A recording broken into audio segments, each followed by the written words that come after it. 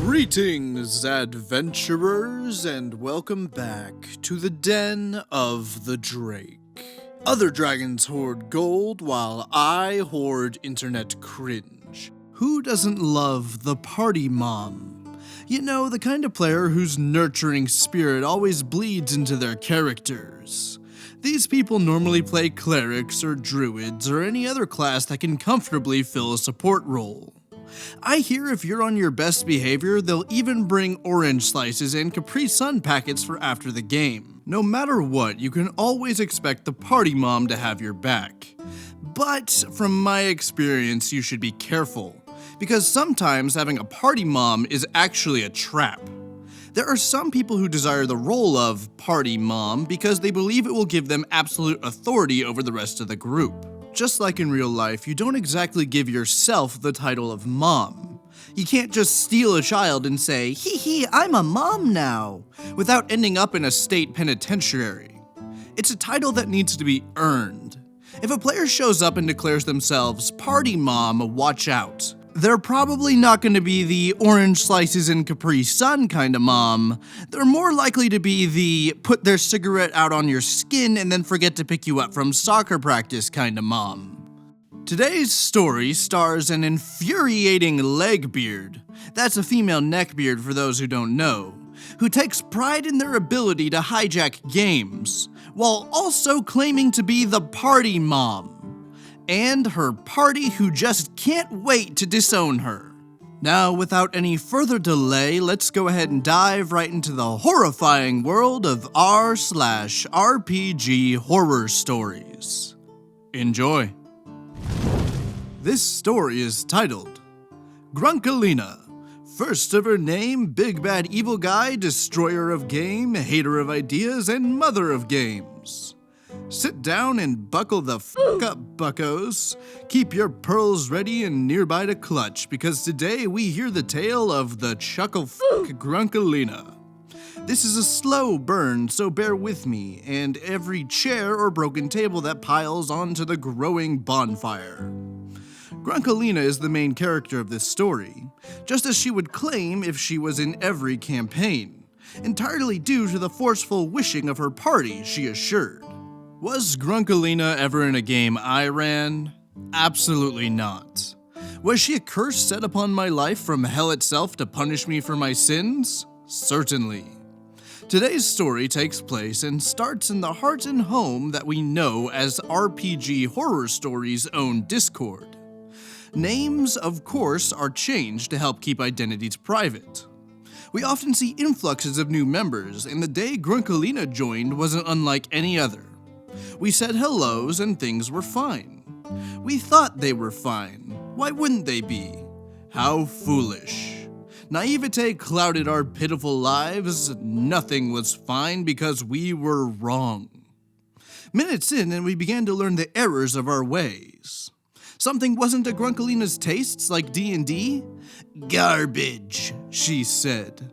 Your own personal views? Stupid, she said. Repeated as necessary until all opposing views were yelled over. She didn't like people that weren't her, you see. Why did she join the group? Well, I assume it was to cause mass suffering. But this is just the tip of the assholeberg, however. She had been in the group for maybe a couple of hours just telling people that they were wrong. Enough to throw in the towel and take a break, right? No. It was her first day and she still hadn't consumed enough souls to return to hell for the night.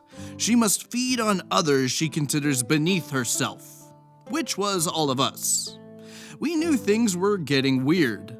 The odd comment she dropped spoke volumes, but we didn't want to judge right away. Some of us knew when we'd see her decide to personally slight each of us when the chance arose.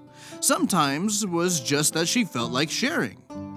Grunkalina, I'm ashamed. I derailed or destroyed so many.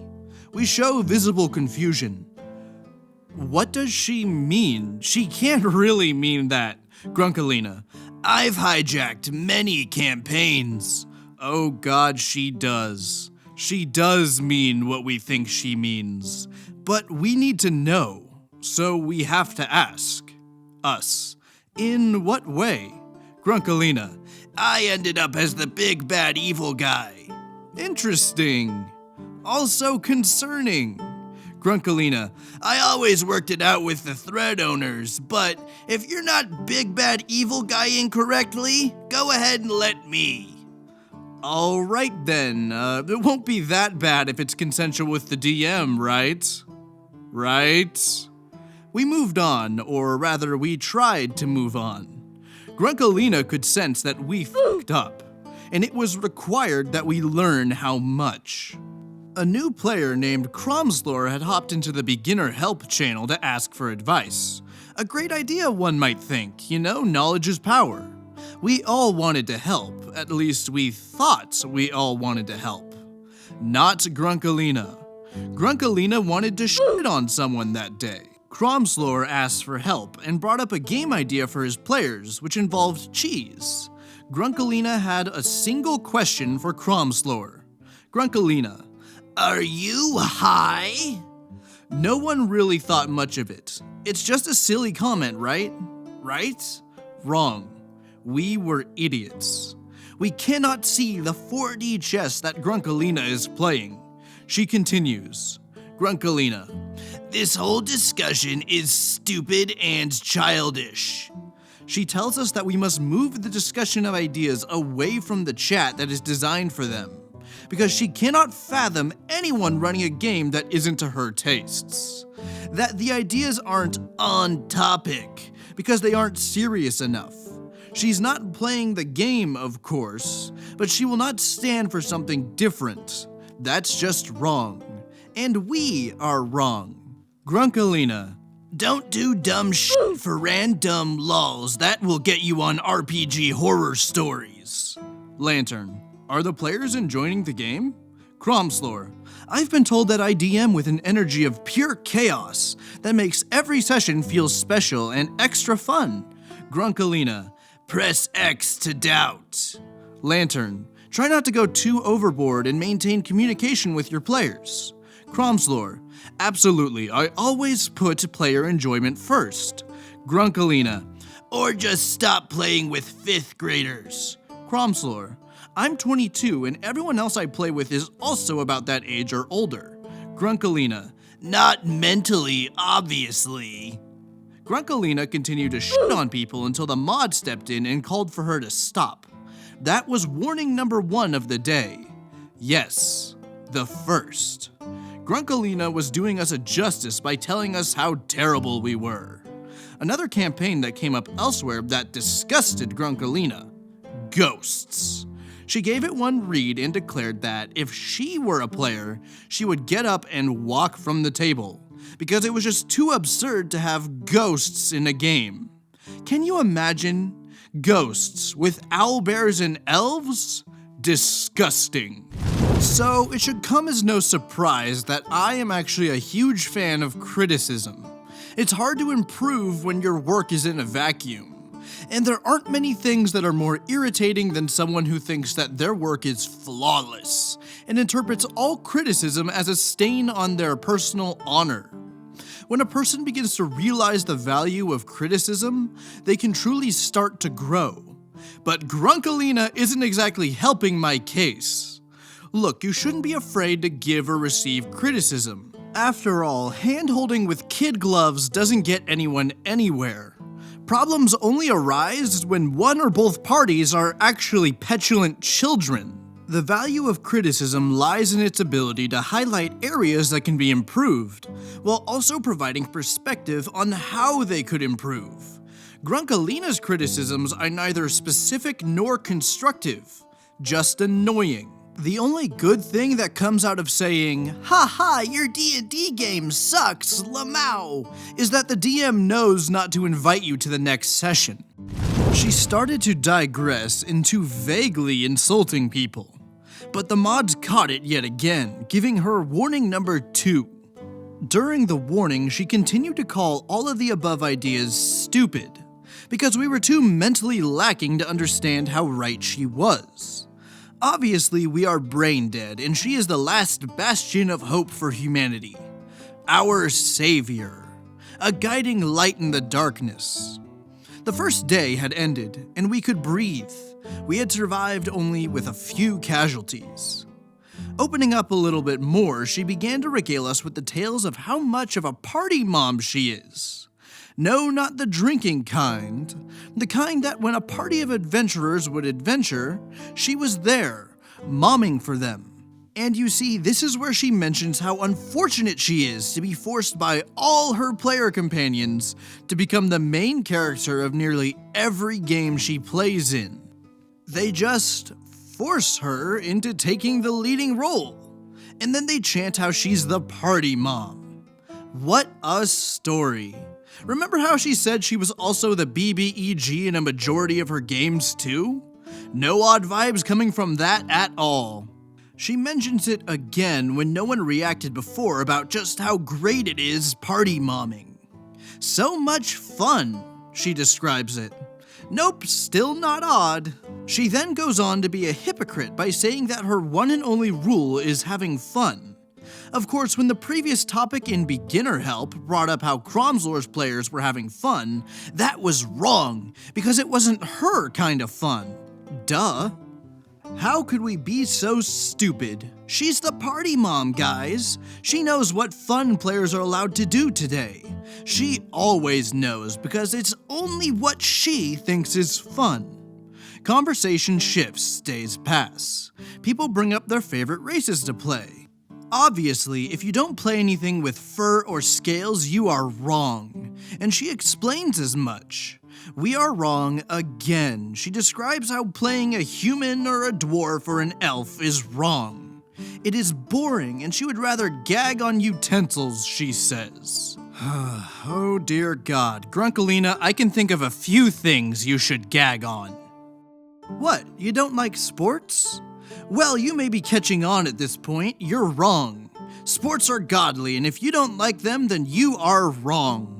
Time to insult people yet again that aren't fun like she is. The party mom, the maker of fun. She just told you your opinion, and if you mention having a thought of any kind at all, she'll tell you that no one wants to hear it. She will roll her emoji eyes at you, because you are too stupid to realize that you are wrong. Stop being wrong and you would not be punished. A member of the server we call Crow comes by to talk about his city, and Grunkalina helps us to see the light. She, having never been there, declares what the city is actually like, to the very local that she is speaking to, and tells Crow the truth. He obviously doesn't know, for he is far too stupid, and she is too smart. She understands all and has watched a YouTube video on the topic, thus confirming her as the only expert on the planet. We know nothing, and we are to bow at her superiority. She can recreate history and geography in a single sentence. She must be God. It was after this that out of nowhere she dropped the line, "I don't apologize for shit." Weird way of saying you're a massive asshole, but okay. She's gone for a few days without directly shitting on anyone. It's nice. She seems like the warnings have really helped to correct her behavior. Perhaps she's learning and... Nope, the massive asshole Berg resurfaces again. I was discussing my non-magical reflavoring of 5e to match modern-based games, where magic for classes still exist, but they're just rewritten to match the current technology of the desired setting. A fireball is a grenade, and so on. Simple. Others and myself were talking about how it worked, and how we all hated the idea of others just snipping magic out of 5e and calling it a day. Grunkalina's different opinion nerve is struck. She must speak up. You do a lot of mirror gazing then, mate? Grunkalina thinks she is funny and is showing me how much of an idiot I am. She tries to say that I was cutting magic out, among other untrue claims, just so I could be wrong. She claims that you cannot reword magic at all, that it's impossible and wrong.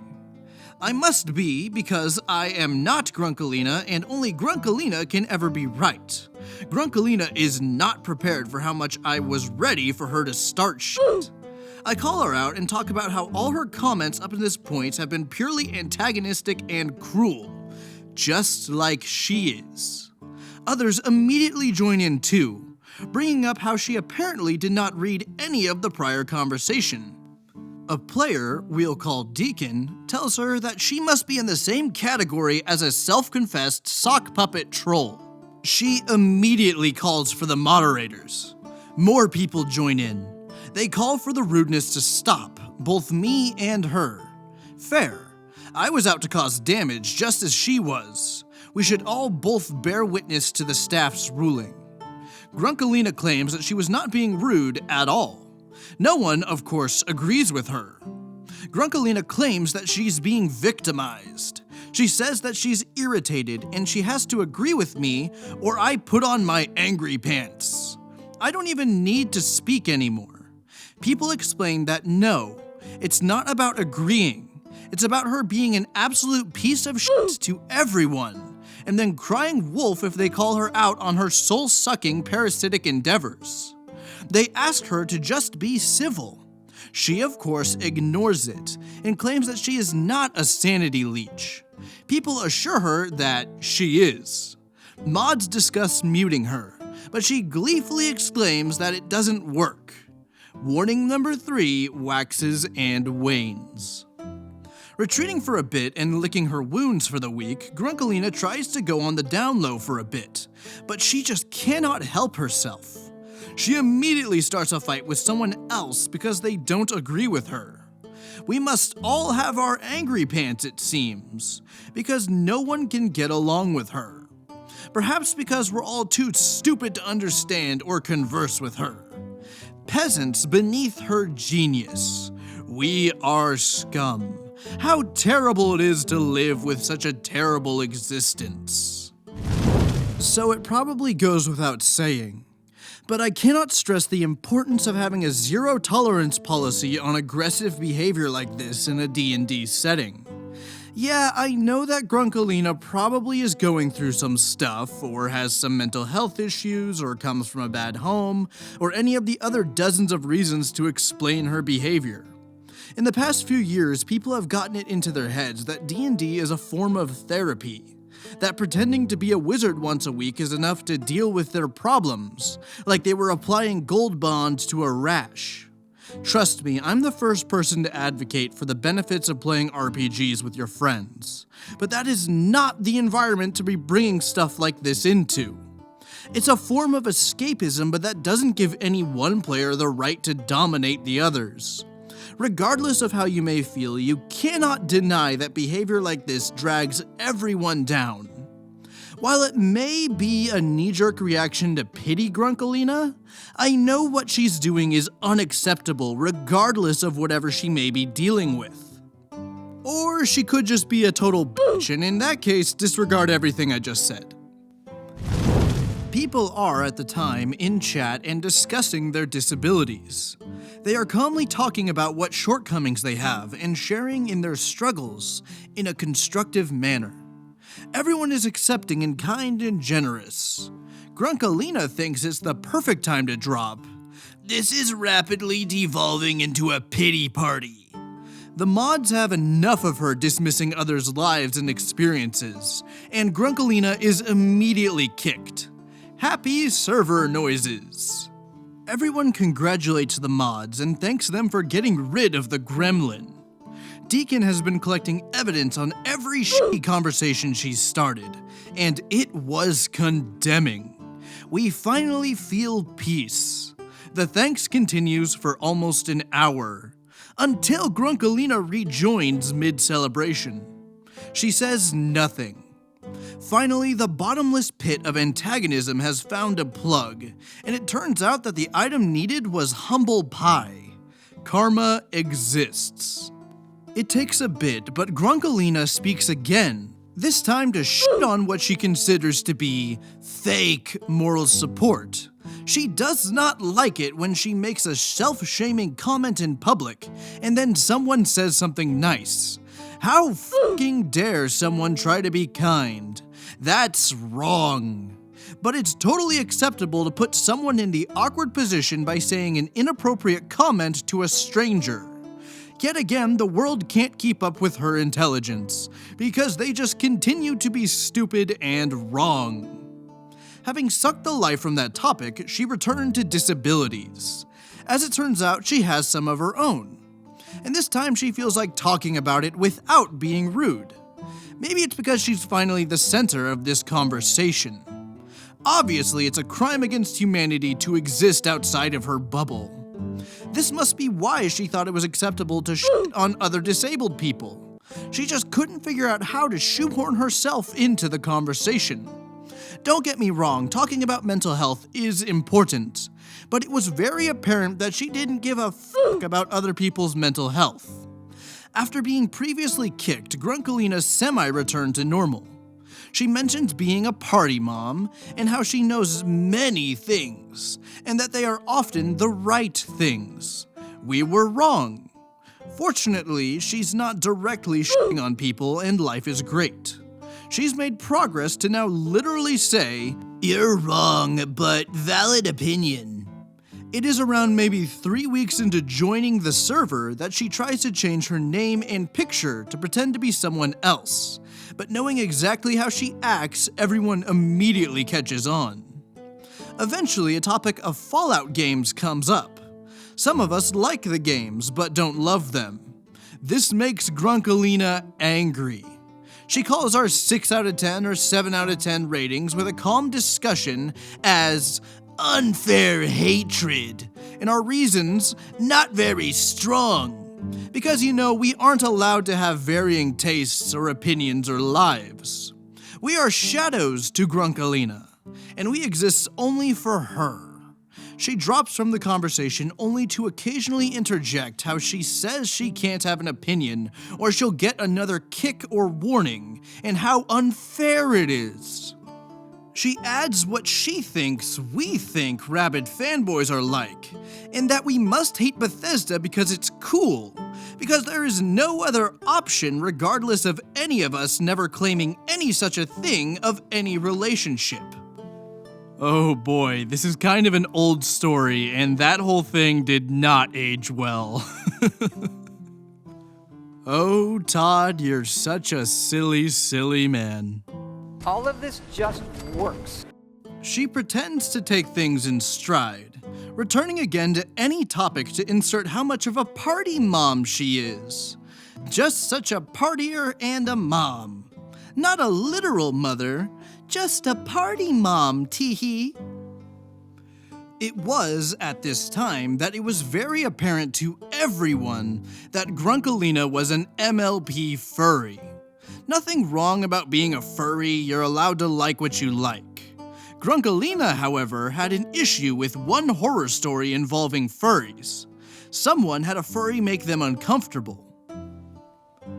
Grunkalina claimed that being a furry had nothing to do with that guy of the story being awful, which is true.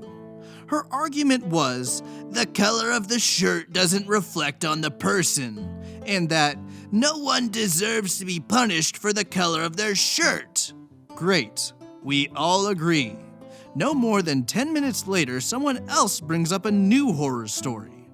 This time, the horror story involves a fandom that Grunkalina doesn't like.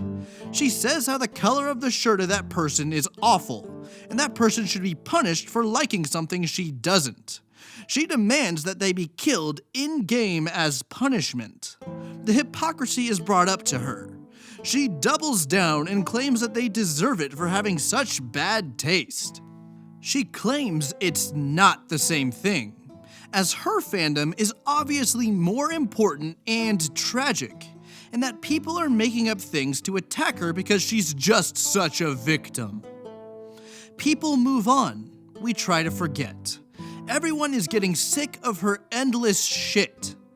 It hasn't even been a full month and no one wants to include her in conversations because she just shoehorns herself in to be a parasitic flesh devourer.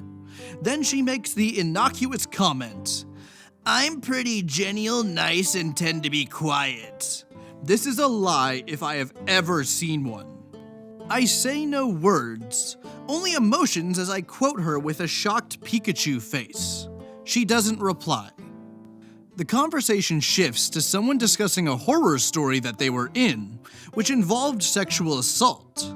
The speaker was obviously highly uncomfortable in the game when it was being played, and was new to the group and just trying to share. But Grunkalina thought it was the perfect time to try to assert how right she was. She told the new guy how his inaction was wrong, and how he should have stopped the sexual assault in the game, and how he was just as much of an issue as the problem player in the game.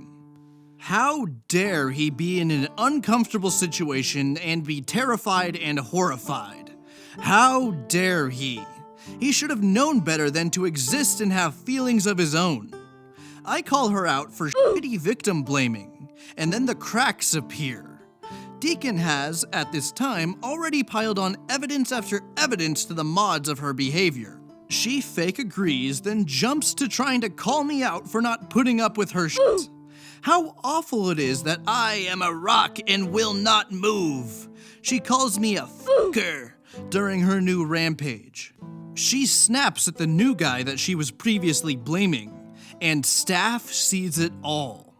It was the straw that broke the demon camel's back. There are seconds left before the end. The response is quick. I don't think she felt any pain.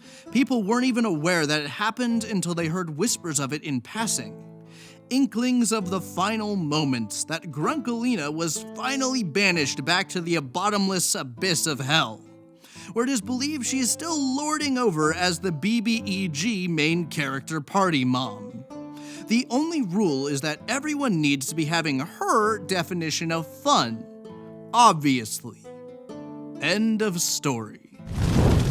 So with that, the ogre known as Grunkalina has been slain. Can I just say that I love that I could feel every drop of venom in OP's words when I was reading this?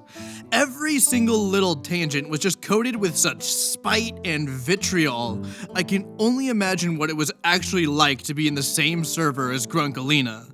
I mean, it honestly must have been a nightmare. So I know it's a bit hypocritical of me to make fun of Grunkalina, when most of my channel is dedicated to giving bitter criticisms. But the main difference between me and Grunkalina is that I'm a YouTuber. I'm expected to be a dick. Now before we go, let's take a look at this week's Gallery of the Drake. This week's fan art is done by viewer Tupup, and depicts a handful of spectacular visions of the many faces of Drake. In the upper left, we have myself caught in a moment of abject horror, as I realize that I've just hit 30,000 subscribers. Wait, you're telling me that people actually watch this shit? In the top middle, Tupup has depicted me being showered in cherry blossoms as I giggle like a schoolgirl. No doubt because Senpai finally noticed me. In the upper right, we see firsthand the effects of acute cringe poisoning. Remember everyone, don't get high on your own supply. Next, in the bottom left, we see the blistering rage that I find myself taken by every time I hear the DMPC word. And finally, we come to this smug bastard. Look at his face. This is the face of a person who has committed many war crimes and doesn't regret a damn thing. Thank you again, Tupup, for submitting your art. If you want to see your fan art featured in Gallery of the Drake, be sure to send it to the email in my About section. Fan art is my favorite part of being a content creator, and it means the world to me that I can create content that inspires artists like you to create artwork like this. With the story over and artwork displayed, we're gonna go ahead and wrap up. I would like to thank you all for listening, and I hope to see you next time in the Den of the Drake.